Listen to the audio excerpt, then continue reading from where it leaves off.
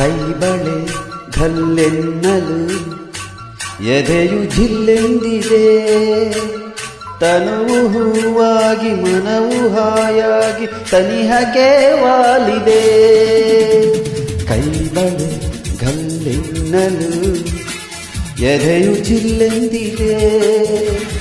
ತನುವು ಹೂವಾಗಿ ಮನವು ಹಾಯಾಗಿ ತನಿಹಕ್ಕೆ ವಾಲಿದೆ.